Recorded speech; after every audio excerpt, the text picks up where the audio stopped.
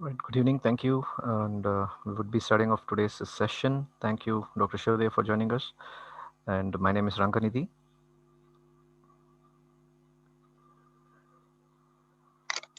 Disciples India Learning Forum, an organization that has envisioned to provide educational and training services in the area of vocational education and training, entrepreneurship education, management consulting, and research.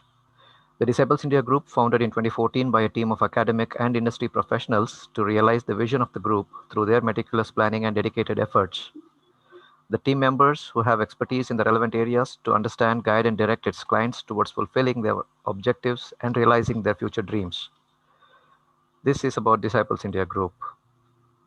And Disciples India Learning Forum is a product of Disciples India Group. This particular group, Disciples India, is happy to present a platform purely for the joy of learning. It is envisaged to be an exciting learning platform where like minded can come together, share experiences, learn and grow as individuals, professionals, as well as organizations. The objectives of this forum, when it was launched in the year 2018, were to provide a platform to share and exchange ideas and experiences, to create and develop personal and professional network of learners, to enhance effective communication and leadership skills, to foster learning and contribute for personal, professional, and organizational development, to update with life management skills, and contribute as an effective member to the society we live in. With that as an introduction, this forum has completed over 3 years now and is continuously providing different sessions to its members and fellow citizens across by sharing some of the experiences of people who have achieved different statuses in their lives. And one session today is our session number 77, which has been a continuous effort in bringing information to the platform of journey. We have Dr. Shivdev, who is an MBBS MD psychiatrist, a consultant psychiatrist and a sexologist today, who would be talking about mental well-being during pandemic. Now, as defined by the World Health Organization, mental health is a state of well-being in which an individual realizes his or own abilities, can cope with the normal stresses of life, and can productively and fruitfully and is able to make a contribution to his or her community. Now, this pandemic has caused a lot of damage to the society for sure in large. There has been so much of stress, anxiety, hope, hopelessness, fear, trauma, and many psychological states, which, if not identified and addressed, can lead to disasters in the days to come. We have witnessed loss of livelihood, we have witnessed loss of lives, we have witnessed loss of jobs, etc., which has created a different psychological state in each and every one. The future of children, the future of the current workforce or the youth of the nation, or may it be the elderly citizens of the country or across the world, what is it currently that they are going through and how can they be in their stable mind? Like they say, a sound mind and a sound body, when can it be achieved and how can it be achieved? With that note, I welcome today's speaker, that is Dr. Shivdev, who is a co-founder and medical director of Passion Fruit Relationship and Sexual Wellness, Koramangala. He's also a consultant psychiatrist and a sexologist at Unity Lifeline Hospital, a consultant psychiatrist at Lotus Labs Private Limited for clinical studies and trials, and a vice president at Jivanta, a non-governmental organization. A curious bent of mind and an enduring interest in human psychology during the early growing years took him to a deeper journey for over 13 years, where he pursued a career in the field of psychiatry and sexual medicine. General psychiatry has been very close to his heart, which has been the basic training and fascinating to say the least. The way the mind works has always amazed him, and as a result, he has been part of over 1,000 clients' lives and has helped them in overcoming their depression, anxiety, addiction, low self esteem, phobias, and obsession.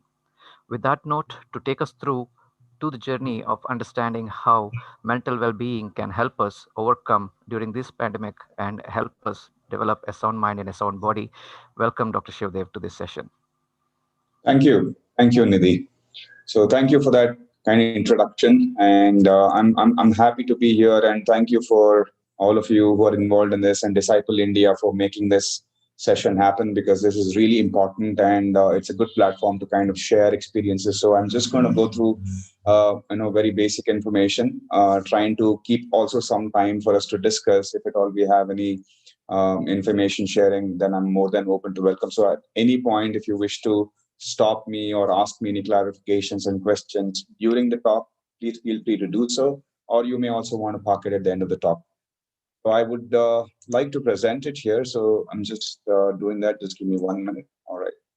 Please confirm if this is okay. And you can see it. Yeah, it's visible. You can move it to a presentation. Okay. All right.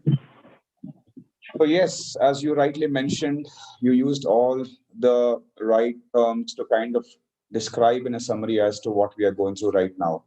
Stress is a word that we have been hearing from the time that we've been actually, experiencing a lot of things even before the pandemic, right? So what exactly is stress? People use this in different situations and different meanings. So it could be as simple as something which didn't happen their way could be experience as stress, something really major and also be experienced as stress. So let's try and understand the very basic definition of stress, because this would lead to a various other experiences that we are experiencing currently during this pandemic as well. So understanding what stress means can be important in many ways. So I put this across. There is also something called as good stress and bad stress. So we'll go through that in detail as well. So stress is basically a normal response to a demanding situation or just a situation as well. So it includes good stress and bad stress. So people may ask, is stress good or is stress not usually associated with negativity? It's not really so. Stress that there is an exam coming up in the week will motivate someone to study instead of not learning that at all. Or stress that there's a presentation coming up or there's a promotion which is supposed to happen or a project which needs to be delivered is also a good stress because it engages your internal systems to kind of do well, so that this kind of stress motivates a person to do well, to achieve a goal, or to kind of bring about a combination of behaviors which helps them to achieve something. And also there is a distress, that is a bad stress, which means that at one point in time, when the stress crosses a threshold, it can end up affecting the person negatively, also changing the behavior or not helping the person to reach the goals or the place that they want to go to. And this can be very, very difficult for somebody to experience personally as well as mentally. So stress responses vary based on the person. So as all of us are different, we all have different upbringing, all of us have different narratives for ourselves. So based on how we are as people and our personality traits and our core characteristics, we can experience stress very differently. So what could be stressful for one person may not be stressful for the other. So let's try and understand what does it look like in this infectious disease outbreak or this pandemic that we're experiencing right now. Or I've just highlighted a few core emotions that a lot of us are experiencing, a lot of people are experiencing currently. So it could be about health. The big umbrella that we're discussing is about health and health-based concerns. Further down, I'm sorry, am I hearing some disturbance? Can we mute? Or I'm not sure. All right. So thank you. So it does look like the main concern is about mainly the health and health related outcomes. Health here has further underpinnings: health of your own self, health of family members, health of loved ones, health of near and dear ones, health of employers, employee, everyone who is associated, because all of us are experiencing this stress. So basically what we are seeing right now is fear or worry about our own health or loved ones. We are also seeing some changes in the sleeping patterns and eating patterns. These are biological responses which can get affected. So difficulty sleeping or concentrating even. So we are not able to pay attention. We're not able to pay focus. We also are going through a lot of problems. If at all we are already having a stress, or maybe if we are having some medical problems already, which we are experiencing. So it could also lead to worsening of the underlying condition because of various factors, which I'll detail as we go. And we also are seeing a lot of increased use of alcohol, tobacco, and drugs. So this can also be seen as one of the coping mechanisms or worsening of the pre-existing thing itself. How does stress impact us? Stress can impact us in many ways. It can impact your body, it can impact your thoughts, it can change your feelings, it can change your behavior. So in terms, it can actually affect us so much. So let's try and understand what it is, because a lot of people think that stress can be only mental or psychological, which isn't the case, and I'll detail you. I'll detail it as we go further. So we also see some changes in our bodies. We could see some headaches. We could see some muscle tensions. We could see chest pain. We could feel tired. We can get upset stomach. We can increase tremors. We can have increased heart rate. We can have a sense of lightheadedness. We can have giddiness. We can experience something is not right in our body and a sense of ill health, which can set in, which we may not be able to explain because of any other factors. When we do the test, when we get the physical opinion done by a physician, we usually see that there may not be much going on there, but still there are a lot of things which our body is experiencing. So this is something we need to also understand, as which can be one of the symptoms of stress. Mood definitely gets affected, including the thoughts and feelings. It could be sense of anxiety. Anxiety means a sense of restlessness, a sense of fear, a sense of wanting to do or wanting to do something about a certain pressure that is kind of building up within you. Simply put, anxiety means that, which can be various anxieties. It could be about anything which is worrying you at the moment. So it also can include restlessness. It can have lack of motivation. It can have an overwhelming feeling that is kind of associated. You could also experience irritability. You could experience anger. You could experience sadness. You could feel devastated.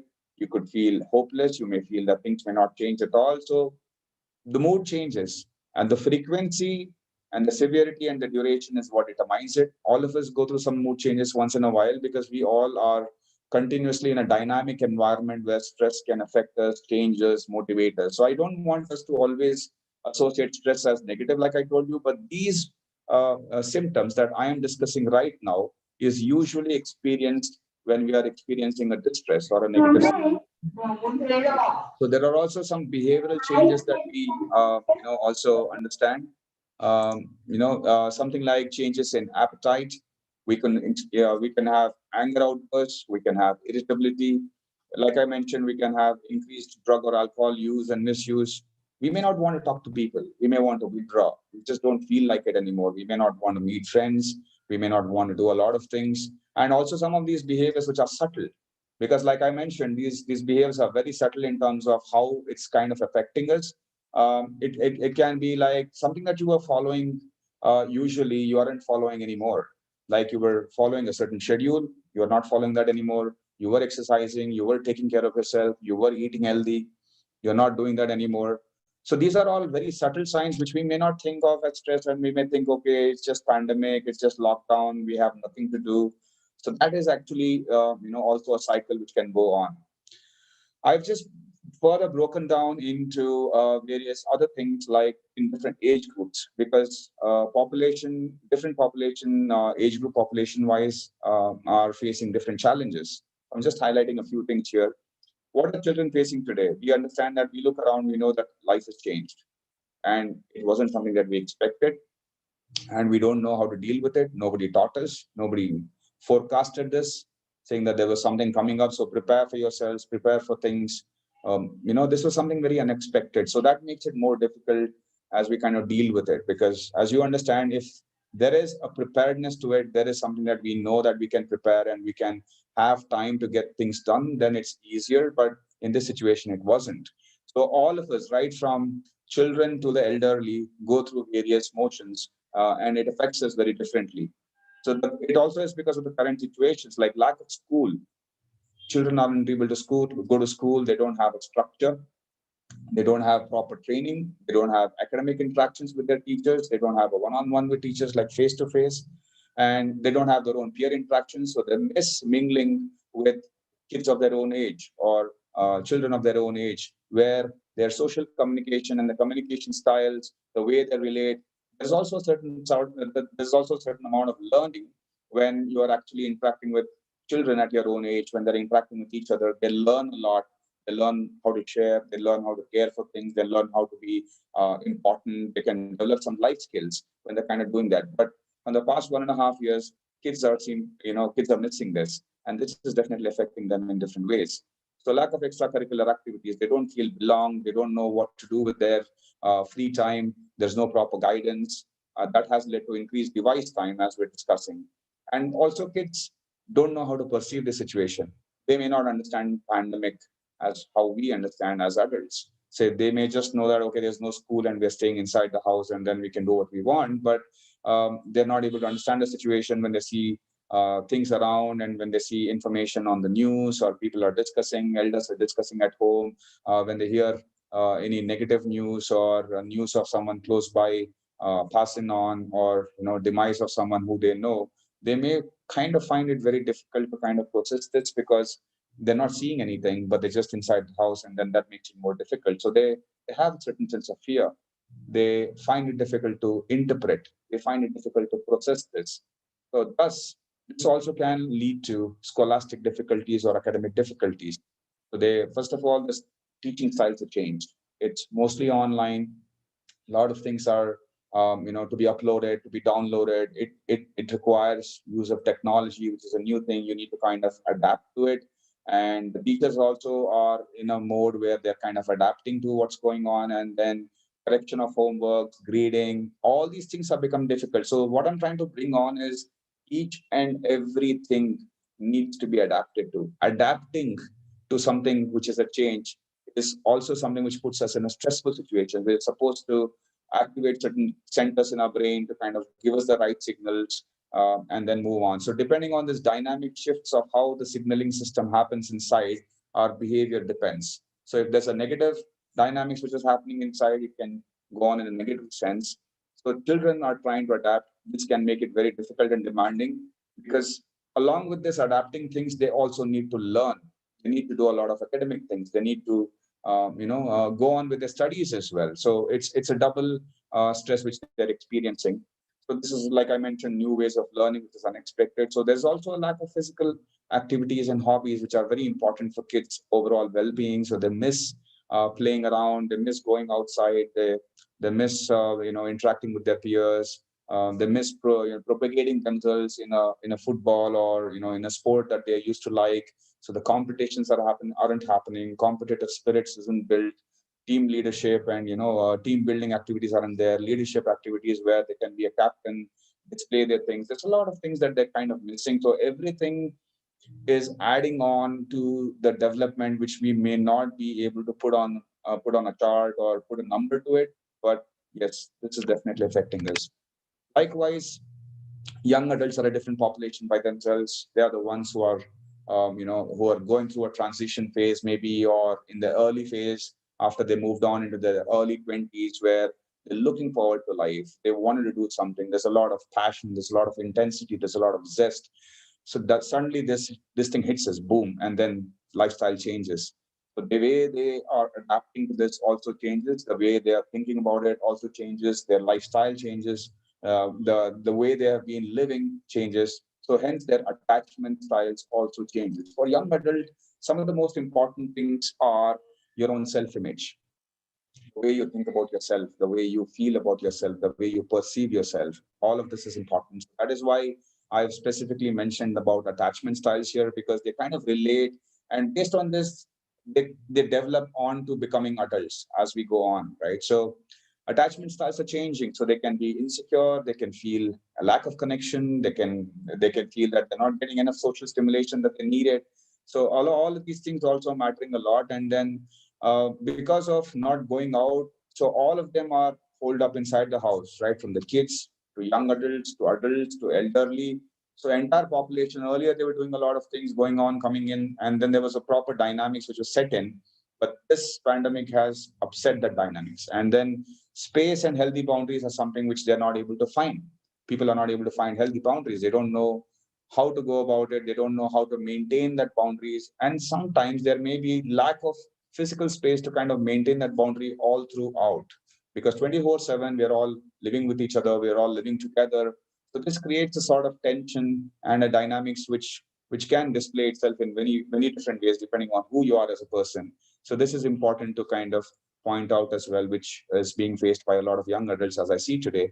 And academia is at crossroads. So definitely this is a very important thing. Exams are not being done on time. Grading is being looked at differently. So there's a lot of insecurity about how these things may pan out in the future. And the stepping stone for the further professional courses that they want to do, future decisions. It's really tough. When you look at it from their shoes, all these years of studies, all these years of hard work may or may not pay off. They may get a college of their choice or not. The competition really is diluted right now. There's no healthy competition. There's absolutely, rule making is still on the horizon. So we're not sure what kind of rules will come in, and the lawmakers may or may not be in touch with what the population wants. And it's an individual thing. So there's a lot of chaos basically, and this can lead to mental wellness issues. Definitely, young adults also indulge in relationships with their own friends and peers, and then they have fun. They go out, they enjoy. There's a lot of things that they do which is getting missed out, which makes their life seem very dull and boring. And then all work and no play makes Jack a dull boy. It's sort of like that right now. And then their relationships with the opposite gender, dating, kind of interactions that they used to have, they kind of miss that as well. This also causes a lot of issues between how they feel about themselves, and the uncertainty about how things are going on. It's created a lot of insecurity between each other. So this space is also something very, very important for young adults, which I think is relevant to discuss here. So these are the things that they're going through. Coming to adults, we all know that there's a lot of things which has changed. Businesses have changed, businesses have closed, jobs are becoming very difficult. Companies are taking new policies because companies are going through their own crisis, so they have to take such harsh decisions. So of course, financial is something that is really, really on everybody's mind, and people are finding it difficult how to deal with these things, and it impacts your mental well-being as well. Relationships are also changing because of the kind of things that is happening in terms of dynamics that we spoke about. Relationship interactions and attachment is very, very different. People are getting more irritable with each other. People may get disturbed with each other. There's a lot more interaction that was seen earlier. So a lot of negativity is highlighted. Any behavior seems to be depressing. Any behavior can be upsetting. While on the other end, there are also other people who hadn't found time to enrich their relationship, to move on in the relationships. So now they found the time. So there are people who I've seen who have fallen apart, or finding it in a difficult space, not exactly fallen apart as in separated, but in their mental spaces, I meant. And also similarly, I've also seen people getting together because they found that time to make the relationship work. So it can work both ways. But yes, it is definitely affecting relationships. Career is getting affected, as we know. People are getting more insecure. Timelines are being blurred. Earlier, there was a structure, there was a schedule.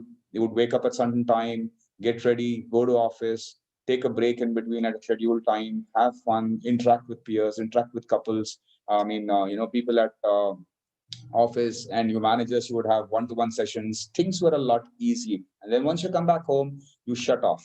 And then your brain had a chance to distinguish which is your workspace, which is your free time. Now the problem is that the brain is not able to distinguish. So also there's a sense of insecurity, and expectations have changed from people and employers, because now it just looks like you're at home, right? Though we know, all of us know that, but it's still like you can support anytime, you can just do this one bit anytime. So these kinds of requests come in. And also because there's a lot of insecurity about people not wanting to lose their jobs.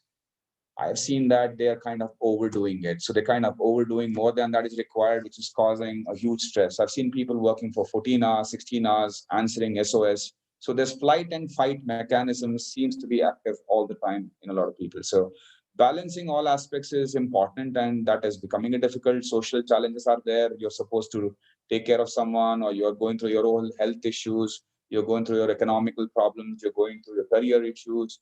Plus, of course, the health hazards is always there. I've kept that as a common for all these things.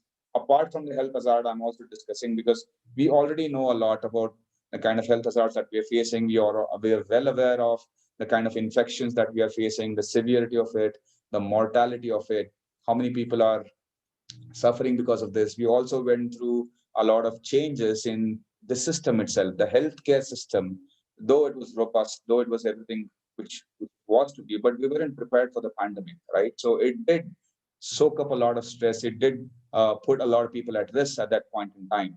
So definitely, even adults are also facing a lot of mental wellness issues. Elderly, classifying this elderly as more than anybody who's around 60 years of age, they are finding it difficult to seek medical care. They are not sure. Should we go to the hospital? Should we not go to the hospital? And elderly are the most affected. The severity of the illness is more, the danger is more in the elderly, the morbidity and the mortality is more. So, seeking medical care itself is becoming a challenge for all their chronic medical problems, being hypertension, be it diabetes, be it hormonal disturbances, be it for the pain clinic, be it for arthritis, be it for just regular checkups that they wish to do. So, we have seen people kind of take a backseat whenever they want to go to hospital. They just question themselves, they double check with people they know that should we do this? Is it really important? So the priority is kind of missed out and sometimes leading to disastrous consequences. So this is a lot of chaos, by the way.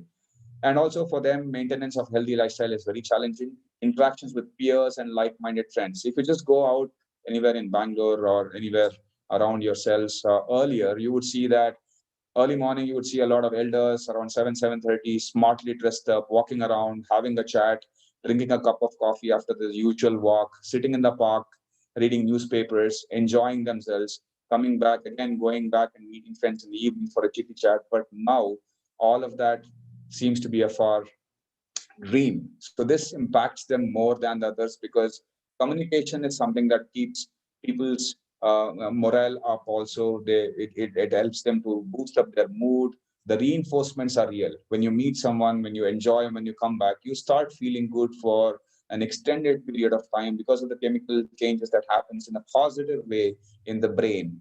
So this is being missed. So this makes it more difficult. Boredom is setting in, irritability setting in, not sure what's happening. Everybody are in their own spaces. Finding it difficult to know what's supposed to be done and how they can be of help to each other or not. Irritability is setting in. Everybody is turning off everybody. Well, this is the other side of it. So these are some things, like I mentioned, is the home dynamics in the space. And elderly have their own challenges because of some changes that can happen in their brains.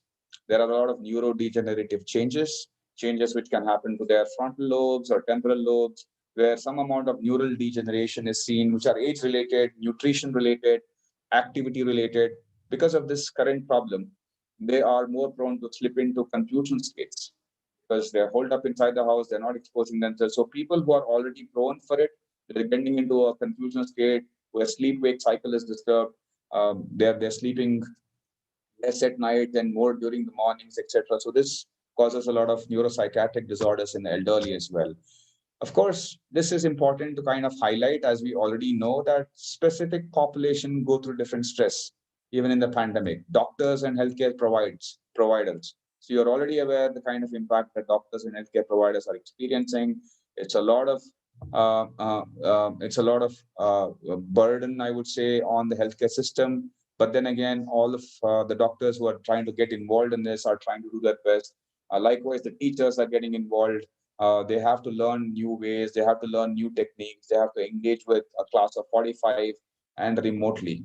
That can be so challenging. I've seen a lot of teachers coming in for help in these areas as well. Bureaucrats and lawmakers have their own thing going on. They're not sure who to listen to. Should we listen to a certain body of a scientific evidence, or should we listen to going by the social cultural problems that we're having? We have seen a tons of these things as we are going through, right? There's a lot of Ayurvedic coming in. There's a lot of immunity boosters suddenly popping up in the market. There's a lot of devices and gadgets which are measuring your own things. Social media and WhatsApp have actually messed it up a lot by giving you random information which you're not sure if it's correct or not. So people giving random advices to everyone. So some of them following these things and ending up in hospitals and complications. So there are a lot of these things which are going on, and of course police personnel are also going through a lot of changes because they have been continuously monitoring throughout to make sure that there's peace for all of us. So the way to understand this, right? So we discussed how different population can experience different things and what stress means so far and how this is currently affecting us from all these things. It would help us if we can classify this in the biopsycho and social model. This is one of my favorite models, which I think is very relevant. It affects us differently. The well-being is dependent on a lot of factors, where the biological factors of our gender, our ability, our genetics, our stress reactivity, our neurochemistry, like what we are made of, all of this is also genetically predetermined. This becomes important distinguishing factor as well. That's one of the reasons why somebody in the same situation reacts differently. One of them, not all. So going to that, is gender, or is your physical health, or is your neurochemistry or the brain hormones the only thing that determines it? No, not really. Genetic vulnerability, of course. Somebody who's having a family history of psychiatric diseases and illnesses are known to have a risk for psychiatric illnesses and developing a risk for it at least. So similarly, biology doesn't answer the question completely. So the behavior aspect or the psychological aspects, the bio and the psych, the psychological aspects are important. So what is the kind of behavior that we are used to? What is that we have learned? What is that we know through our memories has worked for us, has not worked for us? So this is a continuum where we keep on learning over a period of time based on our previous experiences, based on our models that we see around us, or based on the things that we have learned because of our own experiences or someone who has experienced these things, and we kind of imbibe that knowledge. Our attitudes and beliefs will make up a lot for these things, and our coping skills and how much and how well we cope really matters and depends on one person to other again. So these are individual factors. So our personality factors are super important to kind of distinguish how we react, right? Coping and social skills are important. What kind of self-esteem we have? How do we deal with emotions? Do we deal with emotions maturely, or we do deal with an irrational manner, or do we have irrational beliefs? Do we have superstitious beliefs? Rigid beliefs, not willing to be open-minded. Our behavior is mostly impulsive and reactive instead of a very slow, easy, and a proactive approach. So all this affects how we are looking at ourselves today and how we kind of experience stress. So apart from this, the kind of family that we live in, this is important. Family dynamics is so important. What kind of support systems that we have? What kind of friendships do we foster? Are there people to support us? Is our family good enough? Are they with us? Or is there already a lot of negativity happening? Will determine again our well-being and how well we are. Substance abuses, I cannot miss this. That's why it depends, or it is put into a certain vector by itself, because how we consume substances, it could be alcohol, it could be drugs, it could be psychoactive things which can alter the mind's chemicals to bring about a change in your mindset. It could be euphoria for a temporary period of time, or it could be a different kind of change that can bring on. So any of these substance abuses will impact the brain. Yes, severity of these things will determine how badly you're going to experience stress or how easily you are experiencing stress. So substance abuse or substances are not a very great way of coping up. Some people can use this as a way of coping with the stress, which they feel that I get a temporary relief and then things are fine, but then it causes a lot of problems in the long run, because it changes the brain's architecture in terms of the neurochemicals, and thereby can bring about or precipitate a mood disturbances by itself. So again, like I already mentioned, our social support, family background, socioeconomic status, our financial status, our education, all of this will decide on how we are, experiencing stress or how well we are. So I have been seeing a lot of mental health issues, as some of you may know, or all of you have seen or heard. So depression is a word that is used commonly, and then we need to understand what depression means. It is not a simple word where I'm just feeling low and synonymously use like I'm depressed. That kind of colloquial usage is very different than what we are what we are trying to discuss here. Depression refers to a triad of helplessness, hopelessness, and worthlessness. People can experience these three emotions where they feel no matter what, nobody can help me get over the situation is a sign of helplessness. That is what it depicts. I do not think anything may change in the future. I think this is going to be all bad. Nothing may change. That is a sign of hopelessness. And worthlessness can be like, I don't think I'm as good as used to before. When I when I look at others, I think everybody seems to be doing well except me. So they feel very negative about their worth, their self worth. So these are the three common things that gets affected. And as already mentioned in initial slides, that the body changes or the physical manifestations of anxiety can happen, and biological disturbances like sleep and appetite can also get disturbed here. In severe depression or moderate to severe depression, or when depression is associated with substances or a personality problem, suicidal ideas also can be also seen. So some of these things are very important to distinguish, and it's important to recognize early. It's important not to sweep it under the carpet. So mixed anxiety and depression, where it's a moderate depression, but anxiety or fear of the future, fear of health, fear of something going wrong can also set in. Obsession and compulsions are something which I'm commonly seeing. Obsessive compulsive disorder is a range of behavioral problems where there's a certain thought, and the thought can trigger or an anxiety or a fear. Suppose, what if something happens to me? So this what if can give us endless possibilities. And mostly in a person who's experiencing negativity, the possibilities that is looked at is mostly negative. What if I'm going to experience something major? What if something happens to me? What will my family members do when something going wrong with me? What if I lose my job? So these are all the what ifs that we are experiencing in today's world, because these thoughts are coming from something that we are experiencing in the past 1 year, and then we are exposed to media, we're exposed to things, and then we may be actually facing some situations as well. So this what if is usually associated with a worst case scenario, and that makes it worse. So it can lead to panic. So they kind of end up being in the same cycle over and over again, unable to get out of it. So it leads to panic. And substance abuse, as I've already mentioned, they cause a lot of chaos. In children, we are commonly seeing a lot of emotional and conduct disorders. Children being irritable, moody for no reason, crying for no reason, back answering, lying, refusing to follow your orders.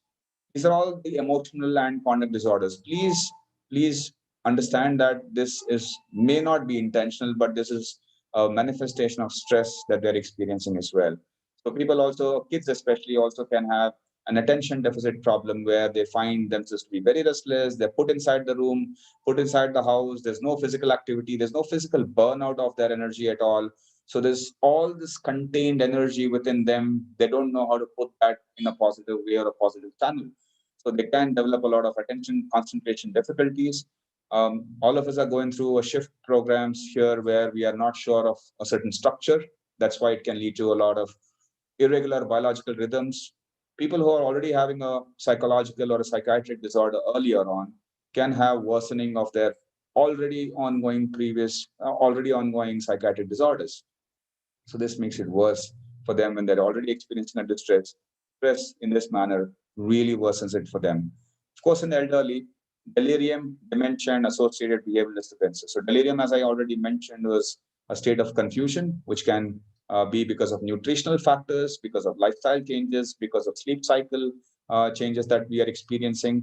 Dementia is a condition where forgetfulness and memory impairment is there, which can be because of lack of properly taking care of the nutrition or hormonal problems, or they're not able to take care of the hypertension or the diabetes. So everything is like a mix. It's just going on together. So I'm just highlighting individual aspects. So we have something to work on. Solutions can come only when we identify all the elements of the problems. So moving on, how do we handle it? So far we have identified a lot of factors that we are going through. How do we actually handling it? So I would not, I put this word as social isolation, but I would actually prefer a word of physical isolation, because social isolation somehow gives us that we are all using it. Be social distancing, social isolation, social distancing, but we don't have to be socially distant. Like right now, we are connecting with all of us, and all of us are connected through this channel, and we're still connecting. This is not social distancing in its real sense. We are still connected. Physically, we are distant. That's okay. So maybe a change in term would be good. Anyway, so how would we handle this? How do we handle the stress that we're experiencing? Simple terms: get the basics right. Because I know there's a lot going on. Here, I have to ask all of us to draw a big circle. We're standing in the circle, a big circle where we decide what are all the things that are under our control. It is really important to do this exercise, because whenever we're facing a difficult situation, when we're not sure what is the step that we need to take, first ask yourself a few questions to get some more clarity on the situation and your own mind state. It is really important to ask these basic questions, because this is where we choose the path. This is where we choose the route that we will plan to move on, which is so important. Like having an architect draw up something for you, like a plan for your home. You just don't want to start off constructing your home, do you? You want to have an architect. You want to do a lot of changes before that. Do it 10 times, 20 times, do it. But at least you may have spent a little bit of time and effort. You may feel it's wasted, but it's not, because once you do that, then you have a solid plan and then you move ahead. So similarly, when we are facing stress, we need to ask ourselves, what are the things which are under our control? So because there are also things that are not under our control. And if we do not differentiate these things, we end up wasting a lot of time, energy, and effort, worrying also about the things that we cannot control and doesn't give us realistic solutions. So coming back to this, maintaining a schedule, getting busy. We are programmed to be busy. We are programmed to maintain a schedule that can help us to put our focus on, attention on something that is important to us, and then can give us a structure where we don't automatically get consumed by these thoughts. Distract yourself. There was always a time that you wanted to learn a new hobby or picked up a hobby, left it in between, or always thought that it's something interesting that you wanted to try. Now is the time to do that. Eat well, drink plenty of fluids. Eat well, I mean healthy, plenty of fluids to keep yourself hydrated. Physical fitness, cannot stress enough on this.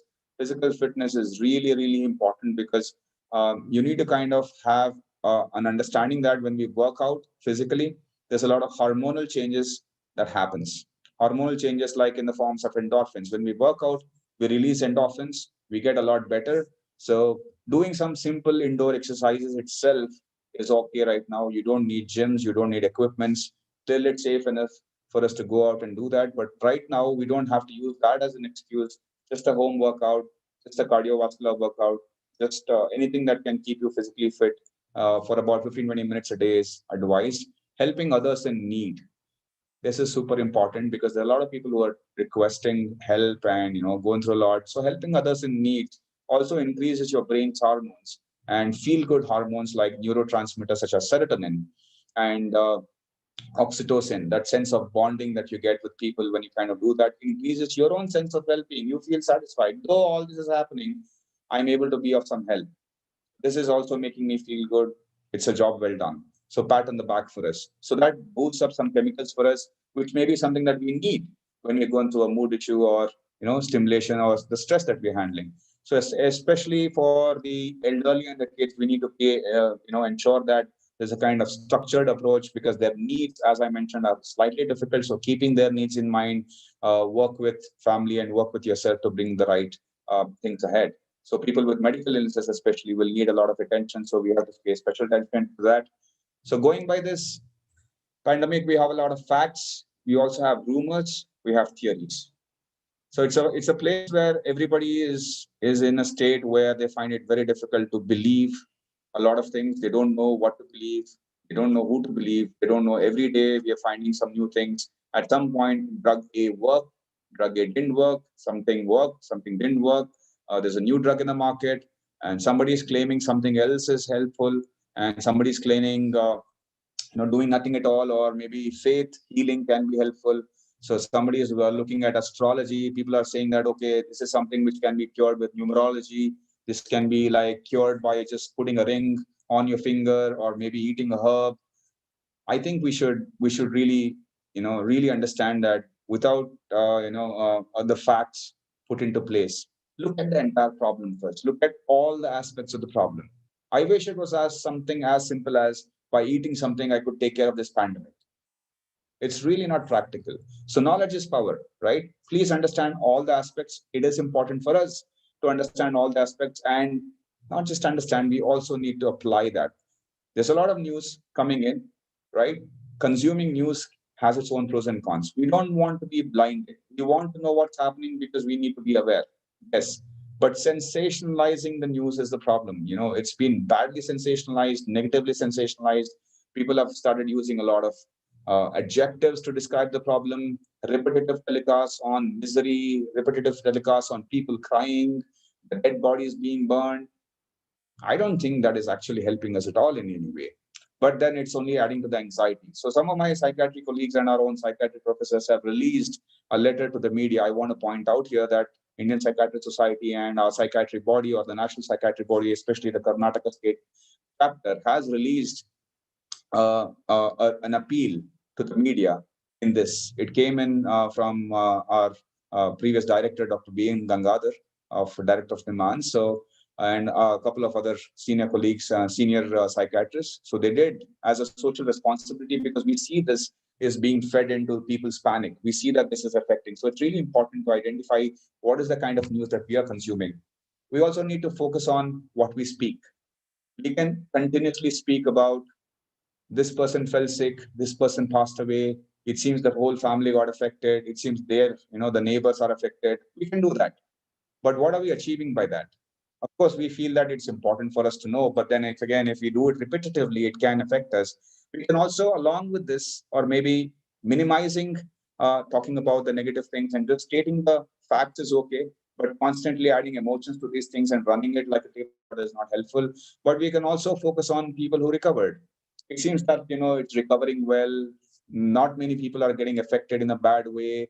The healthcare system is improving right now. We are getting vaccines now. So there are also things that can bring in a shade of positivity. There are also things that can be negative. It also depends on how we are connecting the dots, how we are biased or how we are not biased by, and how open we are to look at all the information that we have in front of us. So please choose how you're focusing and what you're focusing on. Stick to known advice. Please, this is a request that we all should propagate to all the people who we know. We need to have evidence-based medicine going on right now. Evidence is the most important thing which can, help us to guide ourselves, navigate ourselves through these things. If you have fears, if you have any, ill news, sorry.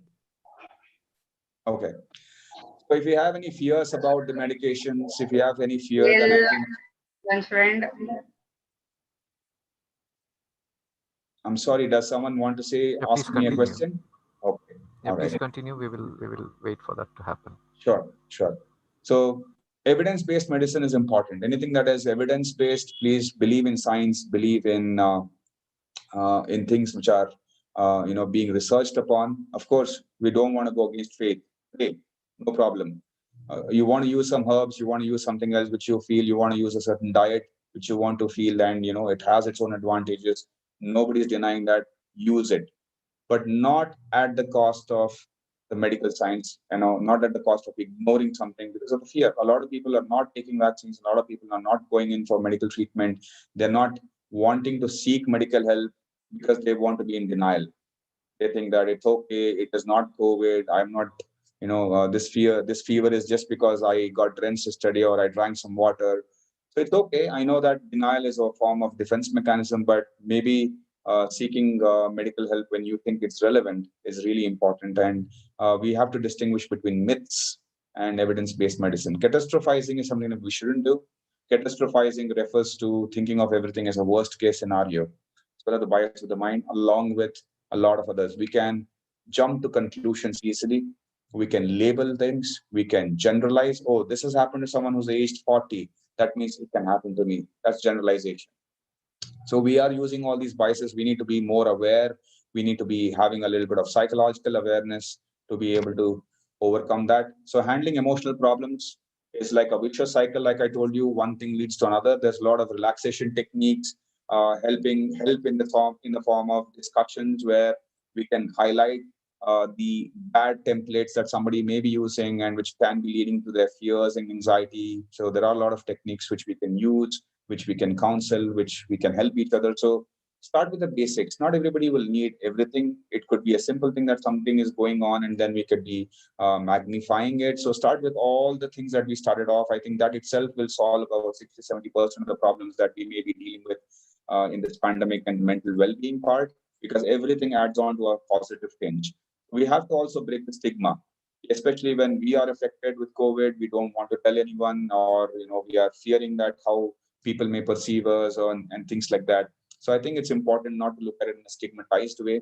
Substance abuse, again, we have to mention that we have to be very careful about how much of substance we are using and how much we are not using, and how not to overdo that. Grief and moral dilemmas are a very, very important topic, because we haven't seen this many people passing away, having a lot of demise, and mortality is really high. So we experience a lot of stress when we lose, someone to this, or when we lose a family member, or when we are having a very critical situation going on in our family. So there are a lot of models to understand that it can start with denial. You can say, how can this happen to us? This is not something that should go on with us. Why only us? It starts with denial, then moves on to anger, frustration, depression, and then a state of acceptance.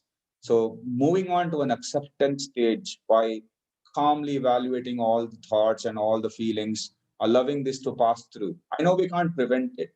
I cannot expect when someone is going through a huge distress, especially with the family members or a death, we can't ask them to, like, just relax, everything is gone. So that, please understand what kind of advice we are also giving. It is helpful because a lot of people have shared with me that this is the kind of advice. Do meditation. All that is not there. So just being with them, just being by their side, not even saying anything maybe can help. Saying that it's okay to feel distressed, because it's only human for us to feel this kind of a distress in this times. So just saying that, yes, I understand it's okay to feel this distress, but let that not consume you is the only thing. So encouraging them to kind of get back to their routines, encouraging people to get back to their lifestyles, at least a good start can be helpful for them to overcome death and bereavement. This is such an unfortunate time that a lot of people are not able to really grieve or attend, death ceremonies of their close family members. The decision involved in it. Okay, somebody passed away. Should we go? Should we not go? Is there a fear of getting infected? Is a fear of infecting people all over, especially when we have elderly and children. So this is leading to a lot of moral dilemmas, and moral conflicts are so difficult, especially when it starts conflicting with your own internal value systems and belief systems. And the risk is real, and the fear is real, and the decision making becomes very, very difficult. So these are some things that we need to understand, is also things which are currently happening. And like I mentioned, people with known psychological disorders need more attention, so it is helpful to pay attention to that. So all in all, these are some things that I wanted to highlight. And I also want to thank all of you for listening to me patiently from the past, the time that we started our session. So my request is, mental health is important because it is also the crisis that we are going through, and it is a significant impact. And we will still continue to see some of these things in the upcoming days. So whenever we, are giving it a top priority, let's give it to you. With that note, I wish to thank you again and for this opportunity and for listening to me patiently. And I want to end this today's talk and then give this back to the moderator, please. Thank you. Thank you, Dr. Shivdev. Wonderful to listen to you about in detailed update about different aspects of mental well-being.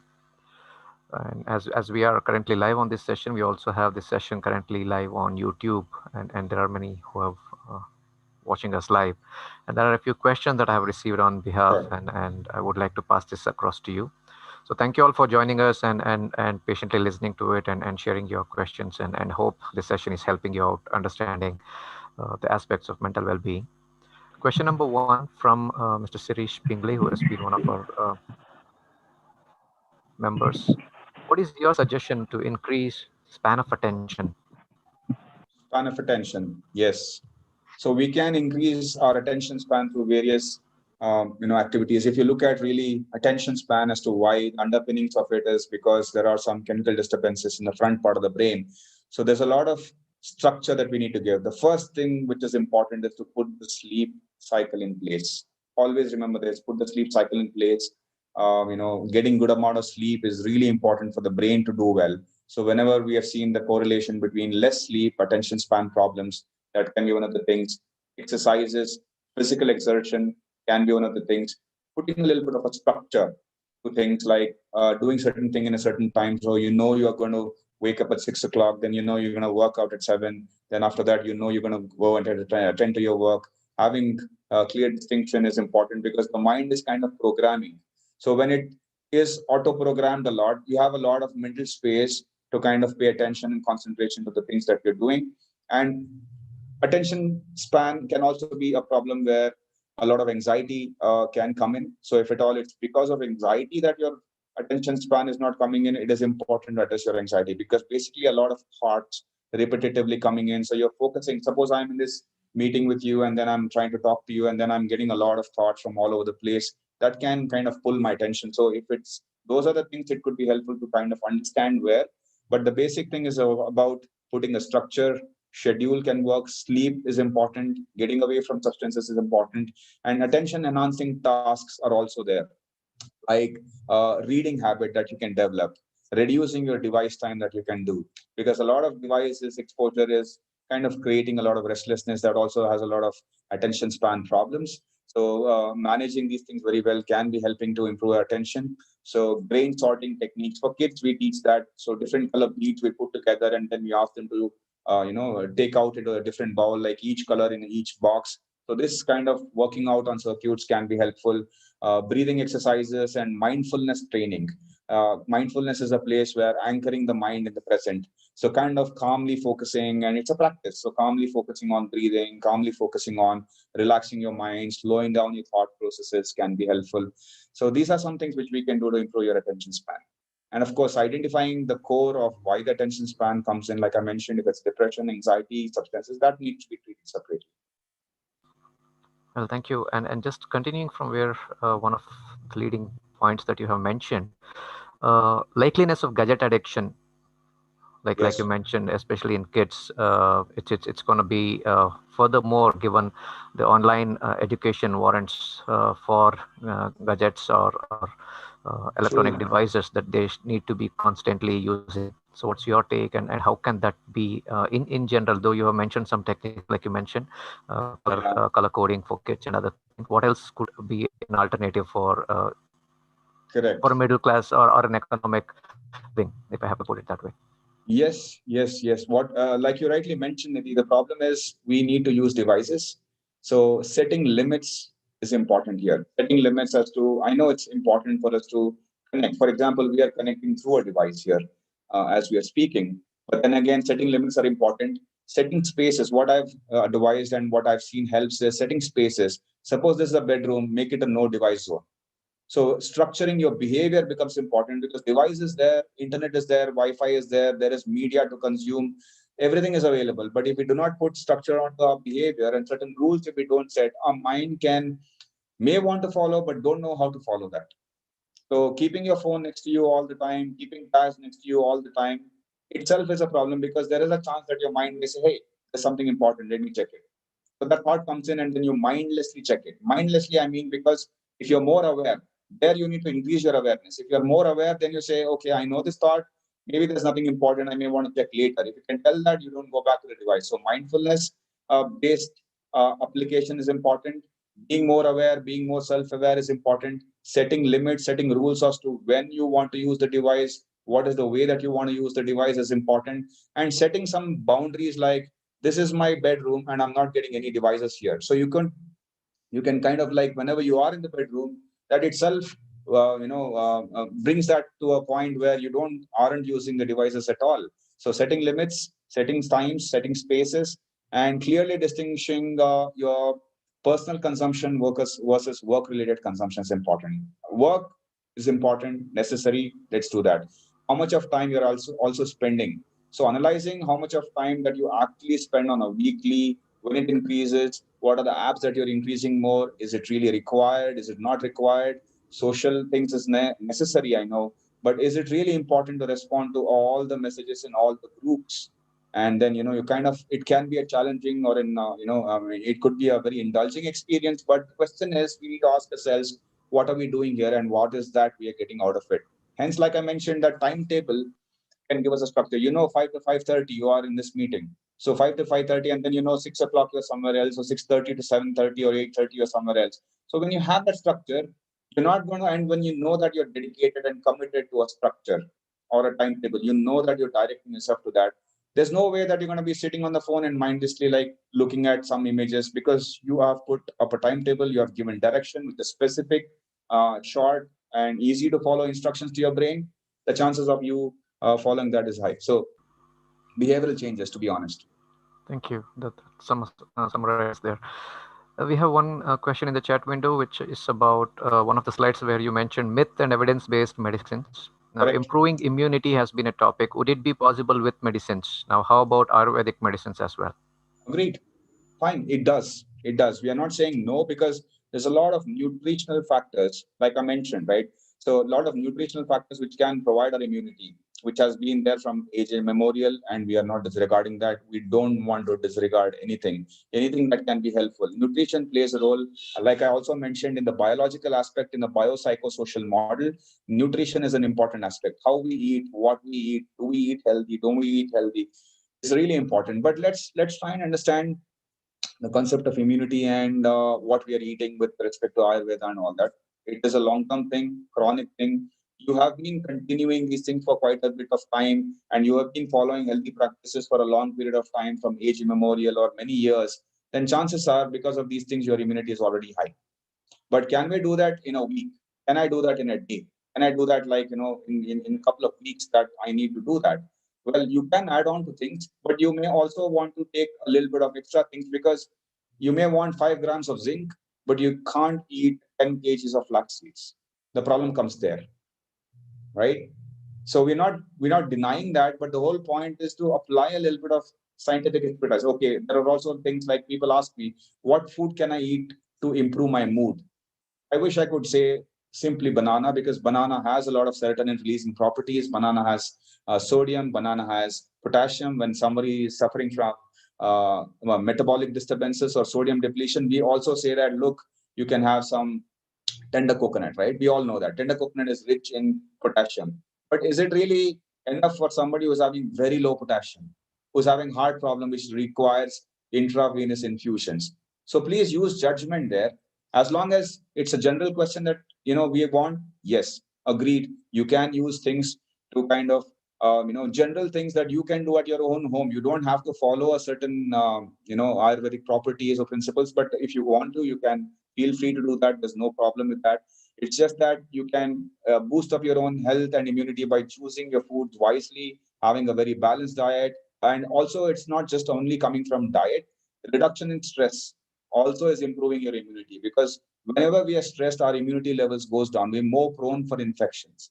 So because it's the biopsychological approach where the central nervous system activates a lot of things. So that is also things. So it's not just about nutrition, which people can just kind of equate it. But to answer your question, things are okay. Yeah, you can do that as well. But if it requires a little bit of a different medical approach or a different demand, then going for supplements which has a proper storage and a proper dosage, which was already mentioned, based on your dose and need requirement, maybe it could be important to use it at that. Well, thank you. I think this question also had an answer to one of the audience who have asked us any suggestions on diet. I believe Dhruvakumar got the answer, which also answered his side of the question, as well as to Mr. Basuraj's question in reference to medication and usage of Ayurvedic medicines. Thank you. Another question here is the paranoid behavior which has increased during this pandemic. For example, washing hands frequently, or steam inhalation, and also a part of immunity drinks constantly being advertised and bought over. Anything specific as an advice, or yes or no? The recent small gig by Ronaldo on the world stage has definitely synced millions of dollars for one of the giants. But in reality, how can this be looked at? No, very, very interesting. This is really super interesting. This itself will take a separate session, to be honest, but I'll try to keep it short. Yeah, please use judgment. This is the problem, isn't it? Like, I want to see how much of it is coming from fear. That's the first question here. Because a lot of these behaviors are driven by fear, right? And I know it's important to wash hands, and I know it's important to use sanitizers, and we've been using sanitizers even from the medical profession. So we've been using sanitizers, but the thing is, how many times do we need to use it? And by using it, we need to ask ourselves these questions, that by using it repeatedly, is it really adding on to the advantage? Or is it just that I'm trying to overcome this fear, right? Let me give you the loop just in 1 minute. I will give you a loop of things of how this happens. So there's a thought suddenly that, oh, I touched the surface. It may have become dirty, or maybe someone coughed next to me. So maybe it's something going on here, or I did something and then maybe I need to wash my hands. A thought comes, you wash your hands, apply sanitizer, and then because you acted on that, your mind is temporarily calm, because you said, okay, there was something which came in, you acted on that, and then for now you are in a temporary relief. Then there's an idea which comes in again and says, maybe again, it may not be completely clean. So here, if you do not use judgment, if you think you're getting into the loop, you're already getting into the loop where you feel that, okay, there is probably something else. So let me wash my hands again. And then you end up washing his hands again without resisting it, without, thinking about it. How much of this thought that I have is hypothetical? How much of it is real? So this is the differentiation we need to do. We need to go, we get a lot of thoughts like waves. They keep coming. We need to differentiate which one we need to engage with. There are a lot of waves which comes in, which may be high tide or low tide, but we need to stay away from things which are high. So similarly, we need to first identify whether this thought which is there is actually coming from an area of fear or is it legitimate, and then decide what we need to do, not just mindlessly doing something for relief. A lot of people feel like belief is relief. No, it's not. Belief is not relief. It's not going to give you anything. It's just probably going to give you OCD, because it just helps you to relax for a while. But temporary relief is not what we want, because it may relax you for a while, but then the thought is going to come again. What are we going to do about it? Are we going to do the same behavior again? Chances are we do, because we have programmed ourselves, we have habituated ourselves to do that.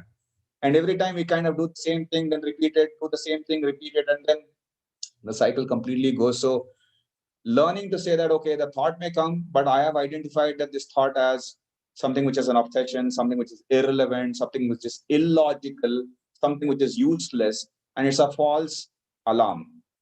The false alarm is important to know. Once you know it's a false alarm, you're not going to do that. So the immunity drinks is also a compensatory behavior again. Oh, let me boost up my immunity. Let me like pop, vitamin C's, vitamin D's, vitamin, XYZ's, and then also maybe zinc. And there's no harm in taking it. We can take it. It's just vitamins. It's just a herbal product. But do we know that, we have to metabolize these things to our liver? Our liver metabolizes these things. Do we know that our kidneys needs to flush it out of a system? We need to balance. We need to know that how much is enough, how much is not enough.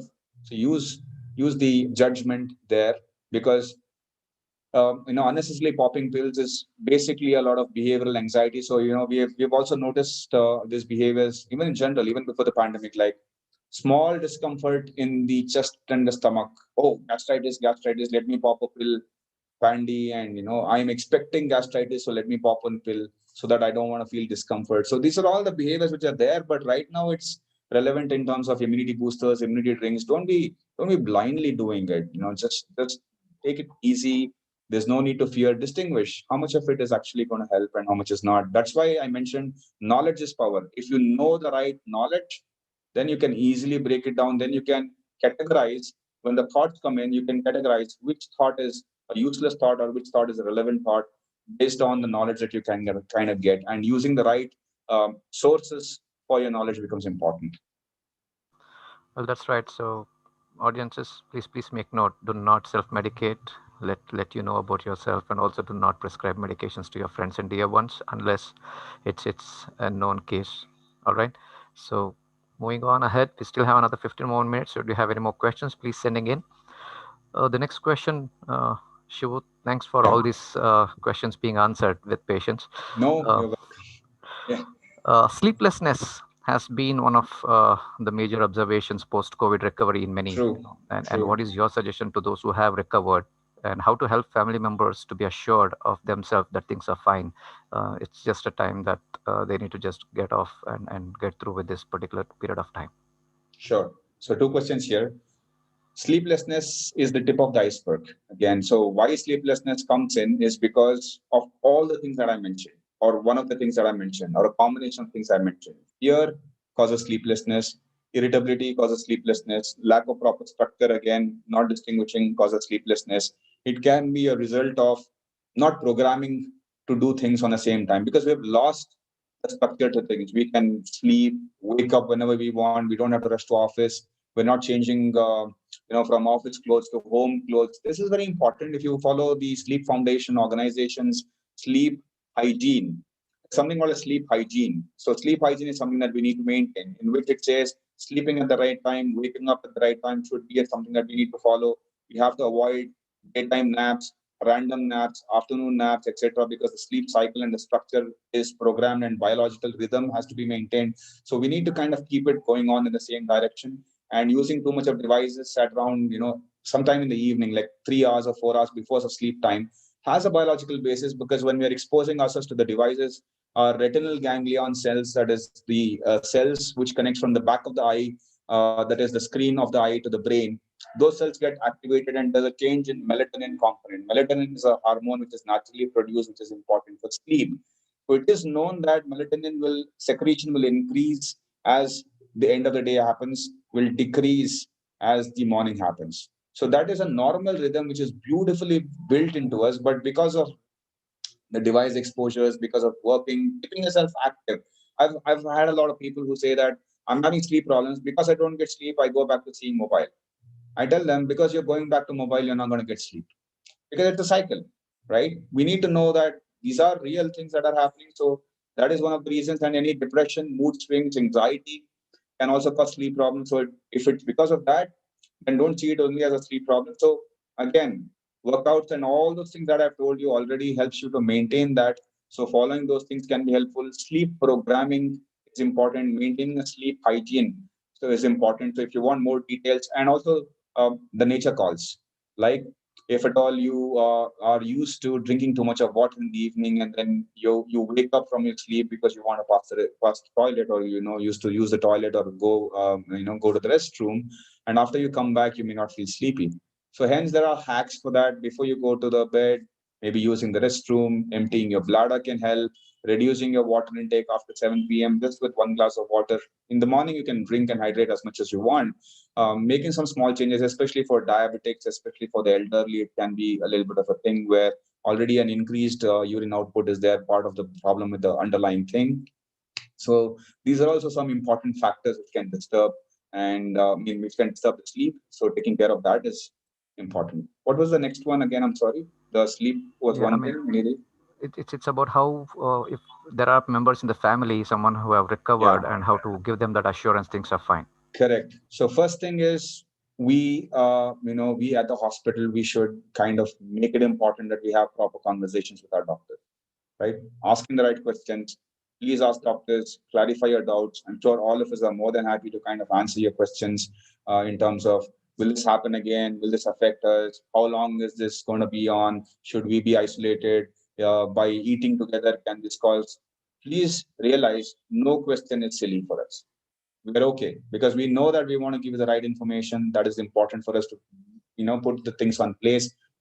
So because it's really important to give that. So talking to your doctor, getting medical relevant facts, that's what's important. So we can think and feel anything, but facts are important. When you look at reports of recovery, that's a fact. When you're discharged, when you know that things are done, you are discharged, you are better, or you are told by your doctor that you're better for a reason. We have to learn to trust that. And anything which comes apart from that may be coming from our own insecurity. So now we know these are all fears and this can happen. So reassurance by the family members or to the family members can be like focusing on the positive aspects, like I've highlighted there, focusing on what to do and not rather than what if it happens. What if is always and always and always a bad template. It's unhealthy thinking. Even if I think what if, or even if you think what if right now about ourselves or about our future or about something or anything, there are chances that the mind will come up negatively. And if I don't realize that this is just a hypothetical situation, this is just something in my mind and I don't have to believe it, and I realize that not everything that I think will come true. We don't know what is going to be true. So why believe and react as if it is already happening within us right now? Because the brain's problem is it cannot differentiate between real danger and an imagined danger. Well, that is also the way that the brain is so creative, isn't it? That's also the reason why I can just close my eyes and have an experience which is so real. But the downside and the flip side of it is when I feel fearful, I feel the same fear. So we need to program it better.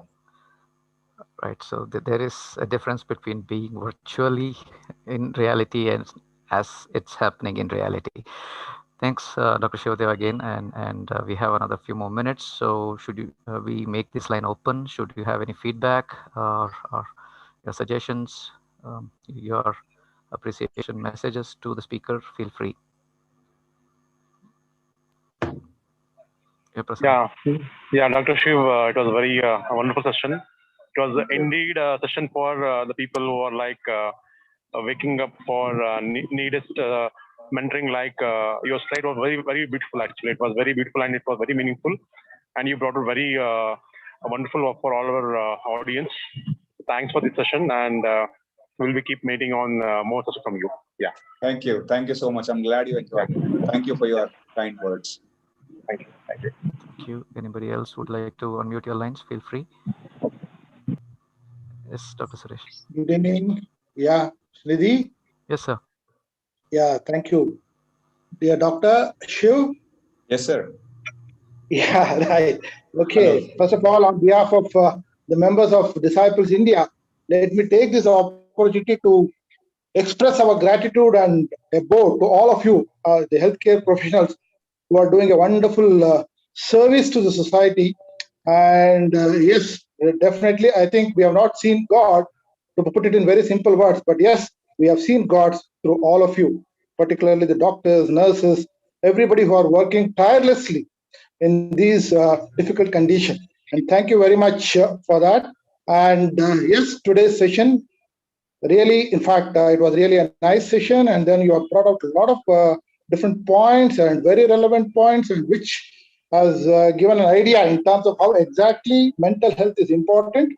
Yes, when the disease comes, the body gets affected, but along with that, it is the mind which is also affected. And you have brought out all the dimensions of the mind, in which way it's going to be affected at different age levels, and what is the solution that can be given to all that very clearly. And that actually gives us an idea that how exactly we need to take care of our mental health. Of course, being positive gives a very clear picture and the way we need to take care of our mental health. And but how to be positive and how exactly from the medical point of view, and what should be considered and what not should be considered, all these points is what you have made it very clear. And the moment you said the evidence-based experiences, which is very important in terms of understanding ourselves and understanding our position, where exactly we are and how exactly we need to take the right inputs. I think those right inputs have come through your session today. And on behalf of Disciples India, let me thank you wholeheartedly for these wonderful sessions. Dr. Shiv, thank you very much for this session. And I request you to please take care of yourself and your loved ones. Thank you very much. Thank you. Thank you very much, sir. Right, thank you. And still there is another question that has come in between, requesting if there is a particular timing that you could suggest for having a good sleep cycle. Timing for a good sleep cycle, I would say anytime in the evening, when it starts, right? It depends on what kind of activities were involved, but because I'm thinking that I'm assuming that I'm giving it to someone who's not doing the night shift. Because it would be a wrong timing. But considering that it is normal, I would say anytime, around 10 o'clock, 10:30, winding up around that time, 3 to 4 hours before that time, if you start winding up, and then if you can go to bed around 10:30 p.m. in the night, and then wake up around 5:30, 6 o'clock or 6:30, at least 7 to 8 hours of solid sleep would be a good time. Because it is not too early, it's not too late, and thereby it is also important one thing leads to another. So if you're having dinner late, again, it's a problem. If you're like winding up from work late, it's a problem. So everything follows another. So please realize each thing will add on to this. You may decide that you may want to go to sleep at 10:30, but you're still finishing work at 9:30. Even if you hit the bed after that, your brain won't listen to you. So you need to kind of program everything. So that would be the time. In my opinion, my personal opinion, not really scientific, but it is important that, that melatonin cycle and all the things, it's coming from a lot of evidence there.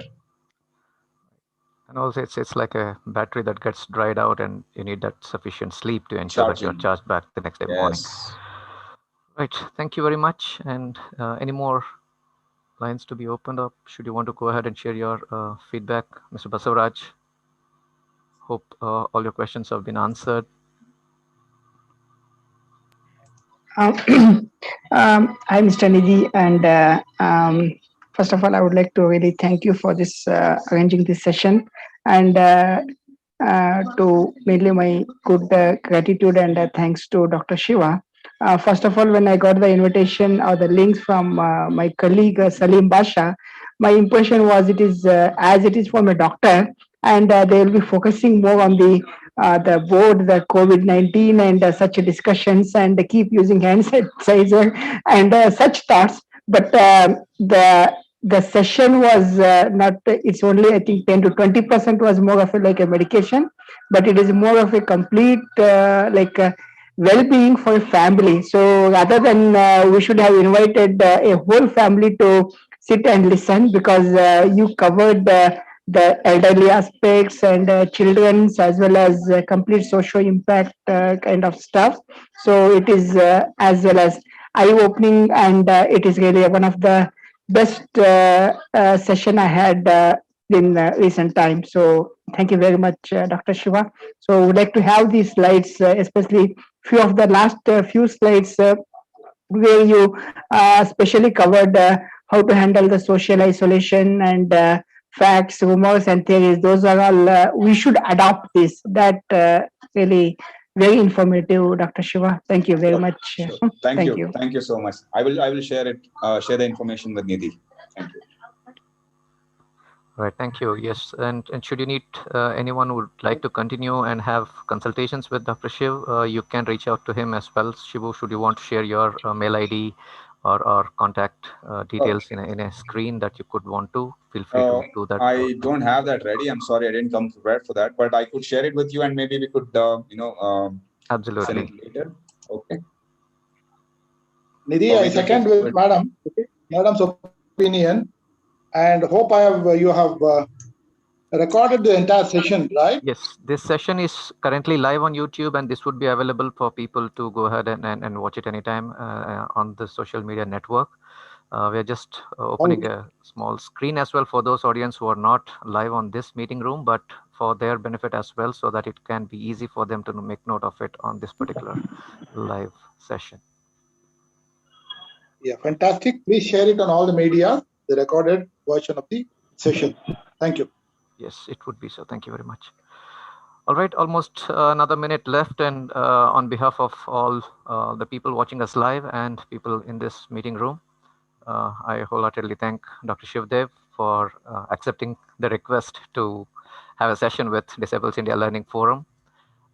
Just for your all information, I have been friends with Shivu for quite some time, and today just so happened that we have completed 22 long years since we happened to watch a movie which was on day one, which was released, Hum Dil De Chuke Sanam. So it was a good memory to just turn back our pages and say hello to all. So it's been a good long continuous relationship that we've been sharing cordially and as well as professionally, though I'm not a doctor, but we share some field of psychology together, though I can say. So with that note, thank you all for joining us, and hope you have enjoyed and took away a good amount of information in terms of your mental well-being and how to take care of yourself and your family members. Should there be any need to reach out for consultation on your psychological well-being, feel free to reach out to m.shivdev@gmail.com, or also you can contact him at 99723 73736. Dr. M. Shivdev. All right. And Disabled India Learning Forum would still continue to provide with more sessions of this kind, and we would come back with further more sessions in the days to come. Do encourage us and share a word across to your communities as well. And you can follow us on Facebook as Disabled India.